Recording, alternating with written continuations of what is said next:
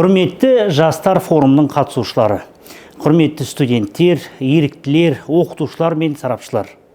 Елімізде әділетті Қазақстан құруға бағытталған жүйелі конституциялық реформа жалғасып жатыр. Жаңа конституция ел дамуының стратегиялық басымдықтарын айқындап, адам капиталының әлеуетін арттыруға, азаматтардың қоғамдық өмірге белсенді қатысуын дамытуға және олардың игі бастамаларын қолдауға ерекше мән береді. Жаңа ата заңымызда әлеуметтік жауапкершілік, белсенді азаматтық ұстаным және қоғамдық бірлік құндылықтары басты назарда қамтамасыз етілген. Алғаш рет конституциялық деңгейде еріктілер қызметін мемлекеттік қолдау және ынталандыру нормалары қарастырылған.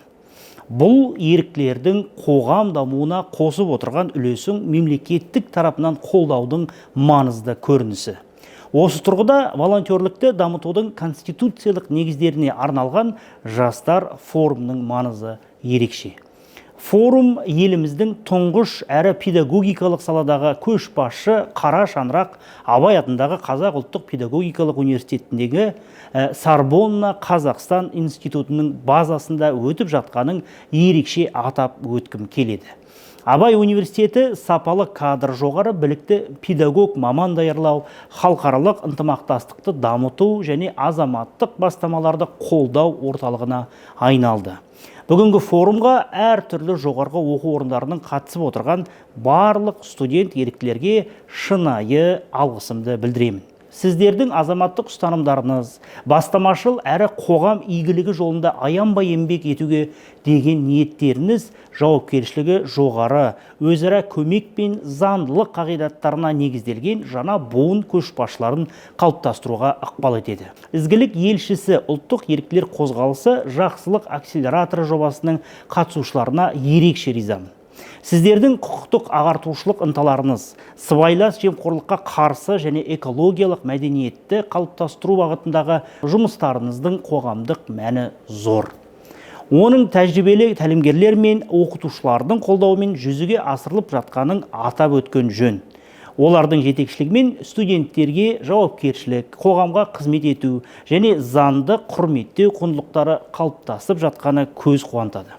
Бұл форумның Қазақстан Республикасы президенті жанындағы адам құқықтары жөніндегі комиссиямен бірлесіп өткізілуі, білім беру ұйымдарымен және азаматтық қоғам институттары арасындағы өзара тиімді ынтымақтастықтың нақты үлгісін көрсететіні сөзсіз.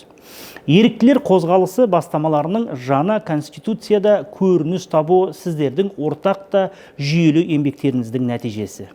Құрметті достар, қадірлі әріптестер, сіздердің еріктілік қызметтеріңіз елімізде адам капиталын дамытуға, құқықтық мемлекет нығайтуға деген жанашырда жауапты буынды қалыптастыруға қосылған нақты үлес.